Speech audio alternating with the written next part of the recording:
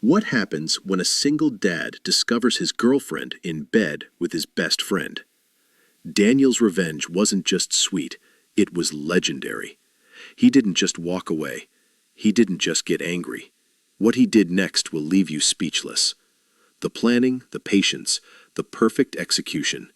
This is not your typical revenge story. Stay until the end to see how karma came full circle in the most unexpected way possible.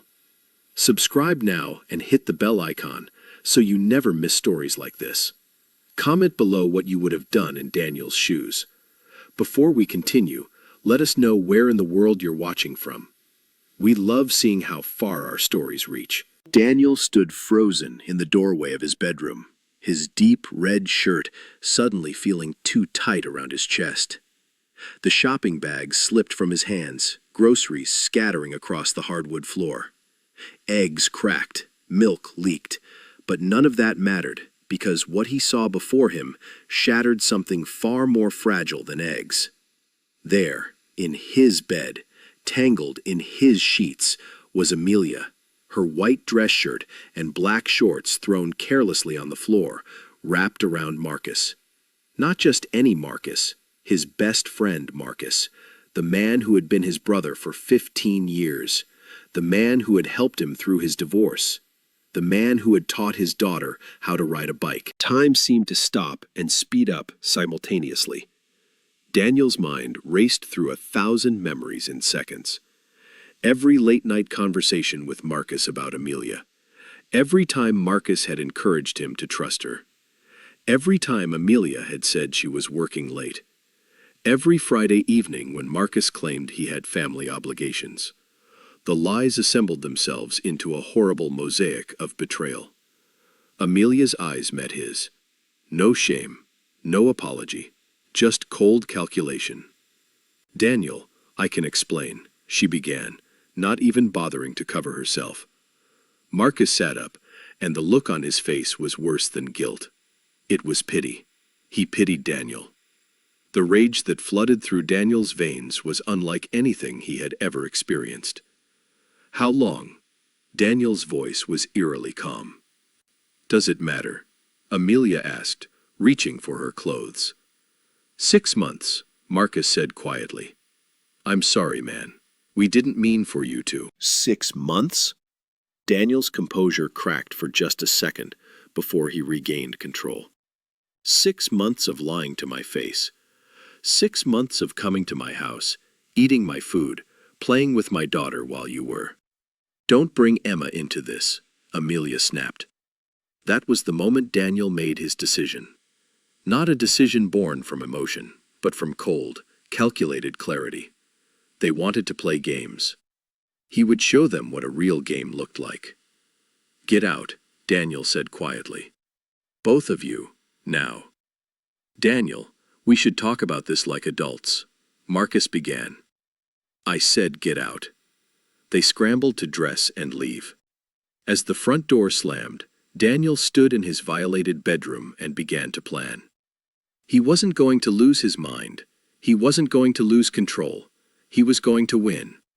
But first, he had to know everything. Daniel spent the next week being the perfect ex-boyfriend. He answered Amelia's calls with polite distance. He told Marcus he needed time, but didn't burn the bridge. He played wounded, but not destroyed. Meanwhile, he became a detective in his own life. His phone records revealed the truth in stark detail. Amelia had been texting Marcus sometimes 50 times a day. His credit card statements showed hotel rooms charged on nights she claimed to be at her sister's house. Marcus's social media, which Daniel had never paid much attention to, contained coded messages hidden in plain sight. But the real revelation came from an unexpected source. Daniel's daughter Emma was only 7 years old, but she was perceptive beyond her years. One evening, as he tucked her into bed, she asked, "Daddy, why did Miss Amelia leave?" "Sometimes grown-ups don't work out, sweetheart. Is it because she was always on the phone with Uncle Marcus?" Daniel's blood ran cold. "What do you mean?" "When you were at work, she would talk to him for a really long time. She told me not to tell you because it was a surprise. But I don't think it was a good surprise. Emma's innocent observation confirmed what Daniel needed to know. They had been careless, sloppy, arrogant, and that arrogance would be their downfall. The next piece of the puzzle fell into place when Daniel remembered something crucial. Marcus was up for a major promotion at his firm. A promotion that required a spotless reputation and a stable personal life. Marcus had spent months cultivating an image of himself as a family man, a loyal friend, a trustworthy colleague. And Amelia? She worked in marketing at a company that prided itself on family values and ethical behavior. Her boss was a conservative older woman who had mentored her and believed strongly in personal integrity matching professional conduct. Daniel saw his path forward. He started with documentation. Every text message saved, every photo backed up, every piece of evidence cataloged with dates and timestamps. Then, he did something that surprised even himself. He hired a private investigator. The investigator's name was Patricia, a former police detective who now specialized in infidelity cases. She was expensive, but she was worth every penny. "I don't want just proof," Daniel told her. "I want the complete picture. Where they go, what they do, who knows about them." Patricia delivered beyond his expectations. Within 2 weeks, she had compiled a comprehensive dossier. Marcus and Amelia had been meeting at a specific hotel every Thursday afternoon. They had told mutual friends they were just helping each other through tough times. They had even attended couples therapy together, pretending to be a struggling couple looking for guidance. The therapy detail made Daniel laugh bitterly. They were working on their relationship while destroying his. But Patricia uncovered something else, something Daniel hadn't expected. Marcus was engaged. Not to Amelia, to someone else entirely. A woman named Jennifer, who worked overseas and was planning to return in 3 months for their wedding. The complexity of Marcus's betrayal was almost impressive in its scope. He wasn't just cheating on Daniel's trust. He was juggling multiple lives, multiple lies, multiple futures he had promised to different people. Daniel's plan crystallized. He would wait for the perfect moment, not just for revenge, but for maximum impact. He would need patience. He would need precision. Most importantly, he would need to be smarter than both of them combined. The opportunity came faster than expected. Marcus's company was hosting a major award ceremony in 6 weeks. It was the night he would receive his promotion, announced in front of hundreds of colleagues, clients, and industry leaders. Jennifer had scheduled her return for that same week, planning to surprise Marcus at the ceremony. Amelia, meanwhile, was organizing her company's annual charity gala, an event that attracted local media attention and would feature her boss giving a speech about corporate integrity and family values. Both events were on the same weekend. Daniel began his countdown. He maintained friendly contact with both Marcus and Amelia, never letting on that he knew about Jennifer or the extent of their ongoing affair. He even met Marcus for coffee twice, listening to his hollow apologies and accepting them with grace. "I'm glad we can move past this as friends," Marcus said, relief evident in his voice. Of course, Daniel replied with a smile that didn't reach his eyes. Life's too short to hold grudges. Amelia was more difficult to manage. She kept trying to reconcile, insisting what happened with Marcus was a mistake, that she loved Daniel, that they could work through this. Each conversation was a test of Daniel's patience, but he passed every time. 3 weeks before the awards ceremony, Daniel made his first move. He contacted Jennifer through a professional networking site, introducing himself as Marcus's oldest friend and saying he wanted to help plan a surprise for Marcus's big night.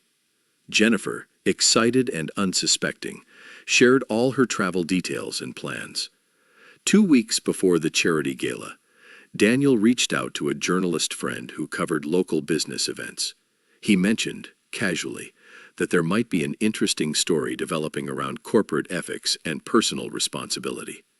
He didn't provide details, just enough to pique curiosity. 1 week before both events, Daniel sent anonymous packages to Marcus's company HR department, a detailed timeline of his affair with Amelia, including documentation of how he had used company resources, email, company credit card for one hotel visit, company time, to facilitate the relationship. All presented as concerned information from someone who believed the company should know the character of the person they were promoting. To Amelia's boss, a carefully worded letter about the importance of authenticity in leadership, accompanied by photos of Amelia and Marcus together, time-stamped during hours when Amelia had claimed to be at work events or client meetings. To Jennifer, a heartfelt message expressing concern for her well-being, with evidence of Marcus's affair, including the detail that he was planning to continue seeing Amelia even after his marriage. Then Daniel waited. The responses came like dominoes falling. Marcus received a call from HR 3 days before the ceremony. The promotion was being reconsidered, pending an investigation.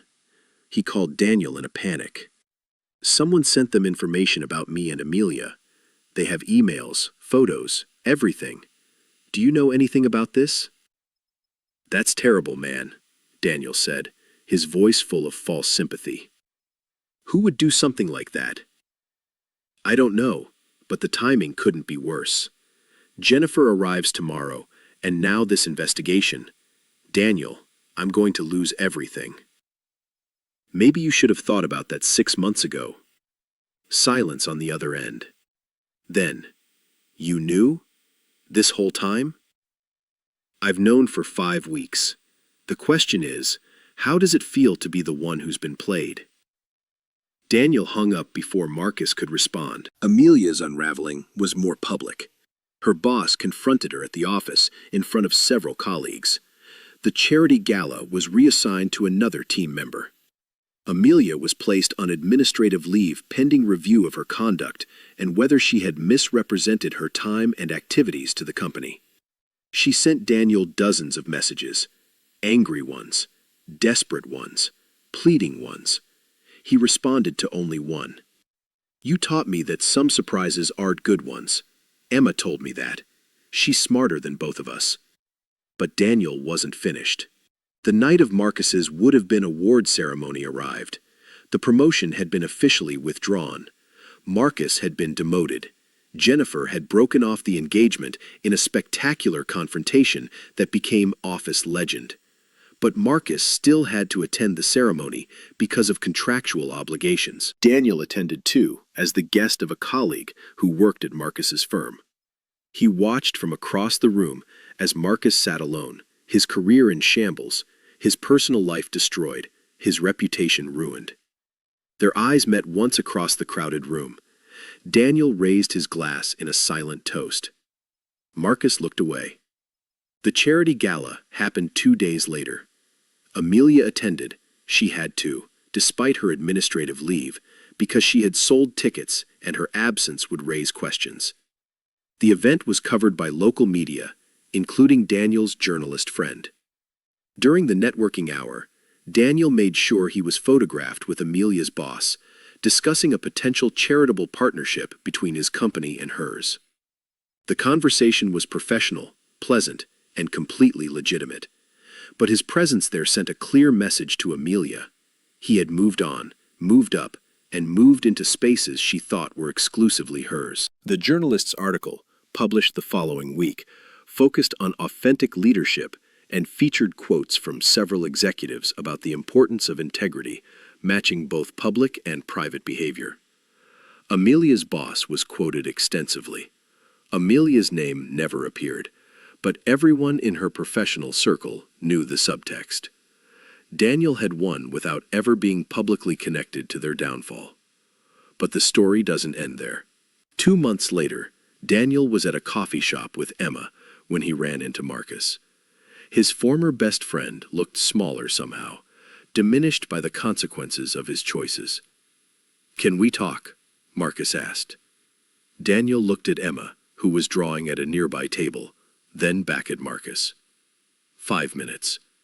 They sat in uncomfortable silence for a moment before Marcus spoke. I lost everything. My promotion, my engagement, most of my friends. Some people at work won't even speak to me. And you think I'm supposed to feel sorry for you? No. I think I'm supposed to tell you I'm sorry. Really sorry. Not because I got caught, but because I hurt you. Because I betrayed 15 years of friendship for. I don't even know what for. It wasn't worth it. She wasn't worth it. Nothing was worth losing you. Daniel studied his former friend's face. The remorse seemed genuine, but it was too late for apologies to change anything. You're right. It wasn't worth it.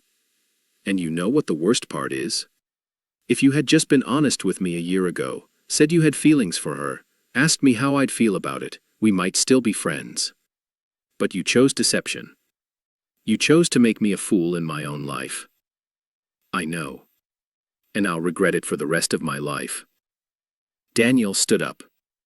Good, use that regret to be a better person. Because the Marcus I knew wouldn't have done what you did. Maybe find him again. As Daniel walked back to Emma, he felt something unexpected. Closure. Not forgiveness, but the end of a chapter that had been written in betrayal and rewritten in justice. Emma looked up from her drawing. Was that Uncle Marcus? That was someone I used to know, sweetheart. He looked sad. He made some bad choices. Sometimes bad choices make us sad. Did he say sorry? He did. Did you forgive him? Daniel considered the question carefully. Emma was learning about the world through his responses, and he wanted to teach her wisdom, not bitterness. I'm not ready to forgive him yet. Maybe someday. But I'm not angry anymore, and that's a good place to start. Emma nodded, accepting this answer with the flexibility of childhood, and returned to her drawing. 3 months after that coffee shop encounter, Daniel received an email from Amelia. It was long, rambling, and full of apologies. She had lost her job and was moving to another city to start over. She wanted Daniel to know that she had learned from her mistakes, that she understood what she had destroyed, that she hoped someday he could forgive her. Daniel read the email twice, then deleted it without responding. Some people deserved closure. Some people deserved answers. Amelia deserved silence. Life moved forward in unexpected ways. Daniel threw himself into being the best father he could be to Emma. He took a promotion at work that had been offered around the same time as Marcus's ill-fated advancement. He started volunteering at Emma's school, coaching her soccer team, being present in ways he realized he hadn't been when he was distracted by Amelia. 6 months after everything fell apart, Emma asked a question that caught Daniel off guard. Daddy, are you going to date someone new? Maybe someday. Why do you ask? Because you seem happy now, happier than before, and I want you to be happy. Daniel hugged his daughter close. You make me happy, Em. Everything else is just extra. But Emma was right about something. He was happier. Not because of the revenge, though there had been satisfaction in it. Not because Marcus and Amelia had faced consequences, though justice had mattered. He was happier because he had reclaimed his life, his dignity, and his power to choose who belonged in his story. The revenge had been legendary, yes. But the real victory was in the life he built afterward. A year later, Daniel did start dating again. Her name was Sophie, and she was a teacher at Emma's school. Their relationship developed slowly, built on honesty and genuine connection. When Daniel told her the story of what had happened with Amelia and Marcus, Sophie listened without judgment. Do you regret how you handled it? She asked. No, Daniel said honestly. I could have just walked away, but they would have faced no consequences. They would have continued lying, continued hurting people. What I did held up a mirror to their choices. What they saw in that mirror destroyed them, not me. That's a very philosophical way to describe revenge. Daniel smiled. Maybe it wasn't revenge. Maybe it was just accountability. Is there a difference? I think so. Revenge is about making someone suffer. Accountability is about making sure actions have consequences. I didn't create their consequences. I just made sure they couldn't escape them. Sophie nodded thoughtfully. And now? Now I'm here with you, and Emma is thriving, and I sleep well at night. That's more than Marcus or Amelia can say. The final chapter of the story came 2 years after the initial betrayal. Daniel received a wedding invitation in the mail. Marcus was getting married. Not to Jennifer, not to Amelia, but to someone new. Someone, according to mutual friends, who had met Marcus at his lowest point and helped him rebuild his life. Inside the invitation was a handwritten note. Daniel, I don't expect you to come. I don't expect you to respond, but I wanted you to know that the person I'm marrying knows everything about what I did to you. I told her because I learned that secrets destroy lives, and I won't make that mistake again. I'm not the same person I was. I don't know if that matters to you, but it matters to me. I hope you're well. I hope Emma is well. I hope you found happiness. You deserved better than what I gave you. Marcus. Daniel sat with the invitation for a long time. Emma, now 9 years old and wise beyond her years, found him in his study. What's that? An invitation to Uncle Marcus's wedding. Emma's eyes widened. Are you going to go? I don't know. What do you think? Emma climbed into his lap, something she was getting almost too big for, and studied the invitation carefully. I think people can change if they really want to, but I also think you don't have to forgive everyone just because they're sorry. When did you get so smart? I have a really good dad. Daniel kissed the top of her head. I have a really good daughter. In the end, Daniel didn't attend the wedding, but he did send a card with a simple message. Wishing you growth, honesty, and happiness. Daniel. It wasn't forgiveness, but it was grace. And sometimes, grace is the best revenge of all.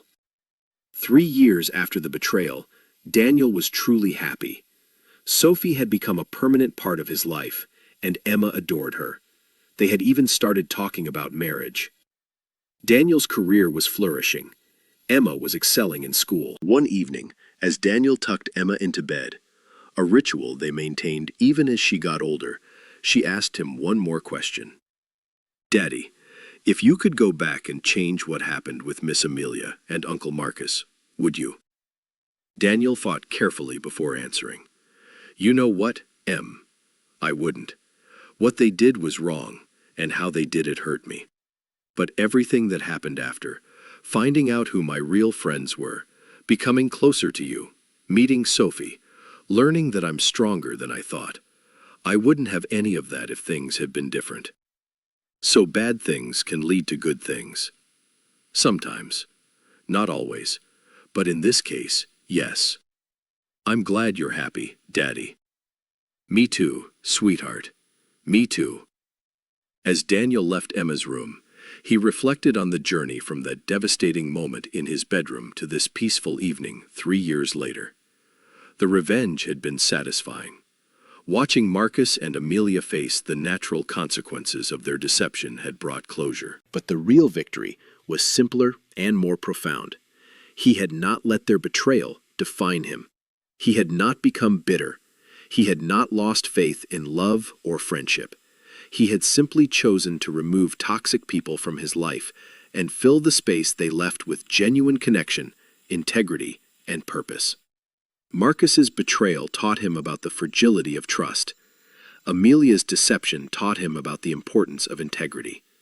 But Emma's love and Sophie's patience taught him about resilience and second chances. Years later, when friends asked Daniel to tell the story of his legendary revenge, he would smile and say, "The revenge was good, but the life I built after was legendary." Because in the end, that was the truth. The revenge had been a single chapter in a much longer story. A necessary chapter, perhaps, but not the one that mattered most. What mattered most was waking up every day in a life built on honesty. What mattered was raising a daughter who understood both justice and grace. What mattered was loving someone who had seen his scars and stayed. The betrayal had happened. The revenge had been executed. The consequences had been delivered. But the real ending wasn't about Marcus's destroyed career or Amelia's ruined reputation. The real ending was about Daniel choosing happiness over bitterness, growth over grudges, and future over past. And that, more than any revenge, was truly legendary.